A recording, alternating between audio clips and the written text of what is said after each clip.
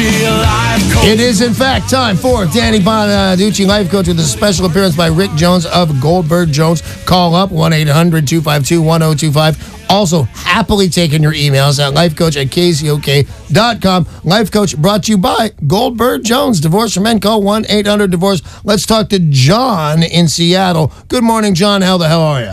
I'm fine, thanks. So what can me, or I'm guessing Rick Jones, do for you this morning? A divorce decree states wife will sign a quitclaim deed. She's not doing that. What's the process, and can I charge her for the extra attorney fees? Most likely the answer is yes. You take her back to court and you do what's called a motion to enforce, because it's very specific in your decree, which is great. Once you get to court, well, first of all, you probably won't get there because she's going to wise up, or an attorney's going to tell her to save the time and the money and sign the quitclaim. But if you get all the way to court, of course you're going to be asking for attorney fees as well. So what you're saying is John's just the catbird seat. Absolutely. That he's going to win everything going up. John, I want you to know, a divorce is such a wild thing, and like I always say, get a lawyer. I almost never hear that. Yes, you're right about everything. You're going to win on all categories. So you're fine, John. 800-252-1025. If you've got a question for the life coach or for Rick Jones from Goldberg Jones, if you've got a divorce question, today would be a great day to call. 800-252-1025. Sandy in Poulsbo, you're on with Danny Bonaduce and Rick Jones. Hi, Sandy. Hello. I'm in the process of getting divorced. I've been married about 7 years. Spouse was frequenting prostitutes and brought home an HPV virus. You're telling me your husband went to hookers and didn't wear a condom? I've never heard of such a thing. He did, but he still got an HPV virus. Yeah, all right. So what's your question for Rick Jones of Goldberg Jones? So my question is, I believe if I come down with this and I will be tested and the results will be back, if I have this, it's incurable, and I believe I should be entitled to damages from this man. Well, I'll tell you this real quick before Goldberg Jones takes over this question. When you go in to get tested for HPV, 80%, the big money is you've got it. Almost everybody's got it. It's considered the new norm that everybody's got it. Unless he has symptoms of it, there's not a chance in hell you're going to win damages, because you're never going to prove that he's the one that gave it to you. Rick, you got anything? I think you just about nailed it. The only thing I would add is that two spouses, it's very, very rare to be able to commit a crime against another spouse. When you form a team, you really are that. One exception, of course, being domestic violence. Yeah, imagine that. You think about committing a crime against the other one. Never occurred to me. Good luck on that, by the way, and I'm sure you're going to be fine. And by the way, having it's just something you live with. It's not a big deal. 800-252-1025. We've got Rick Jones from Goldberg Jones, 1-800-DIVORCE, in the studio today. So if you've got a divorce question, a child custody, or if you have a question for Danny Bonaduce, life coach, you still have time to call 800-252-1025. And the next person we'll put on is Brian in Seattle. Hi, Brian. How you doing? Everything's good. What do you got? Hey, I was curious.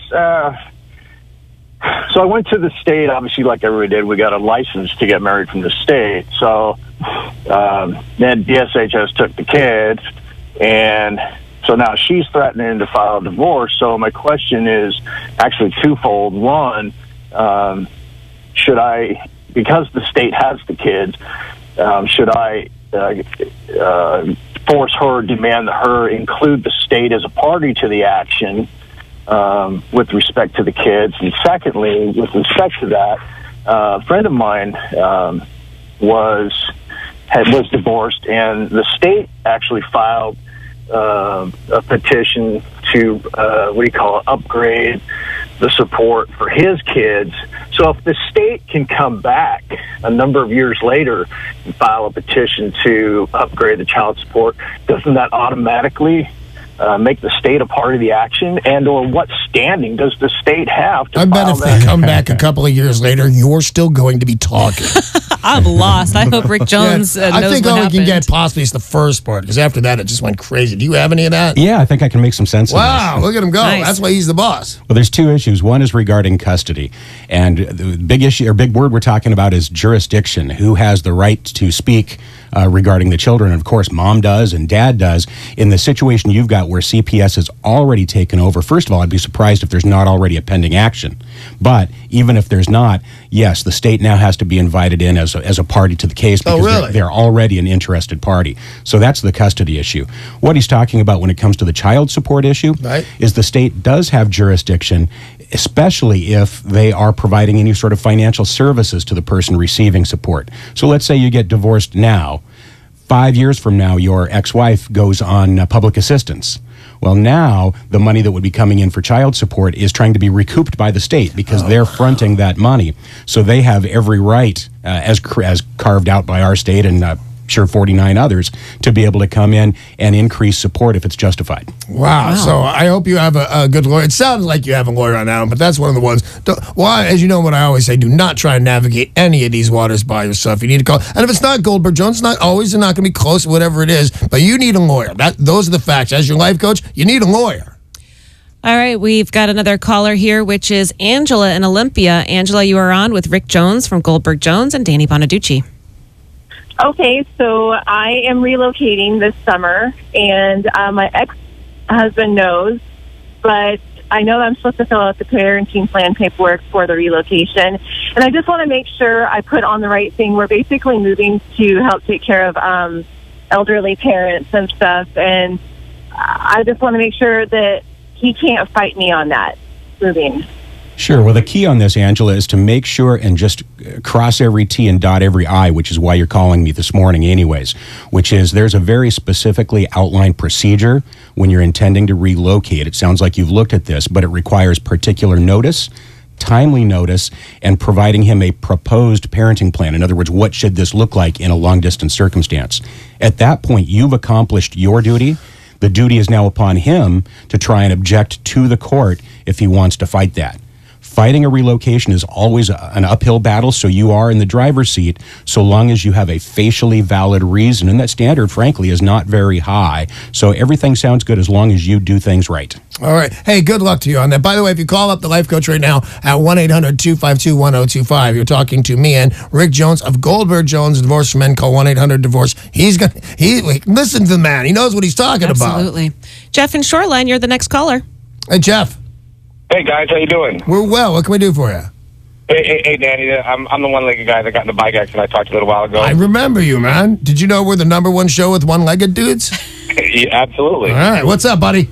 Well, you know, like I was telling you, the ex and I got a divorce. You know, it's been final like 3 years now, and you know, been a nice guy as far as terms and stuff like that, and you know, started to make the decision that you know, nice guys, you know, where they finish. So, you know, I filed a contempt charge for her not ending up to fulfilling the ends of what the judge ordered. So, you know, got to go next week for that charge, and just wanted to know if you have any advice as far as that kind of stuff goes.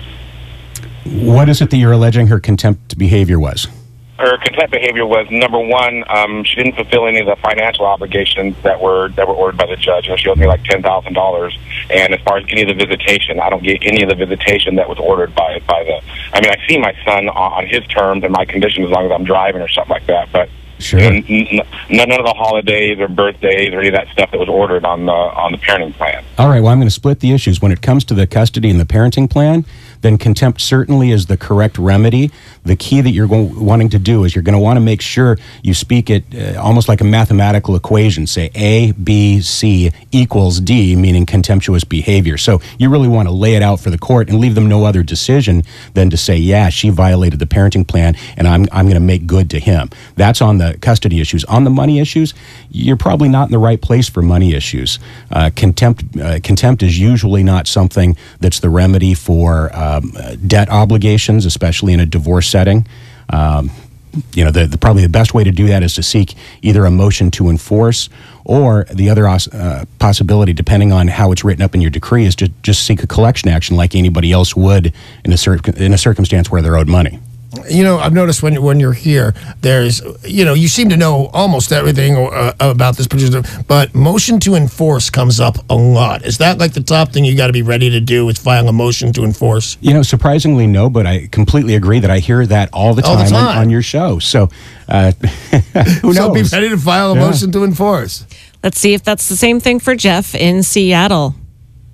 Hey, Jeff.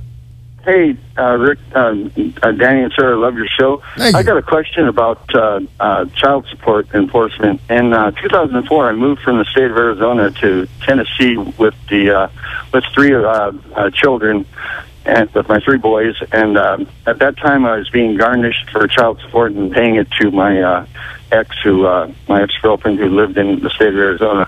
However, once I arrived in Tennessee, retroactively, I got legal custody of my children. Yet the state of Arizona, even though I sent documents proving I had legal custody in the state of Tennessee, the state of Arizona continued garnishing me for about 5 years.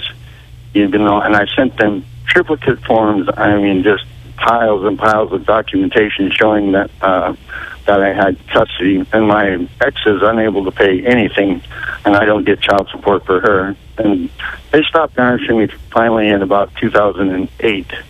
Can I seek legal action against the state of Arizona? Man, you got a mess on your hands, don't you? I'm listening to it. I'm going, does Rick have all of this? Well, I mean, can you seek legal action? Sure, you can seek that. What you're going to want to do, obviously, is get a hold of an attorney in Arizona that's also willing to take on the state, which is, somewhat courageous to begin with. But make sure that they've got all the information in their hands so that they can truly size it up for you and let you know whether or not you have a cause of action. Good luck to you, man. My thing while I was listening to most of that when this happened then, and then this went on until 5 years ago, that he should have called sooner. Oh, yeah. That was getting out of hand. Every day he didn't call.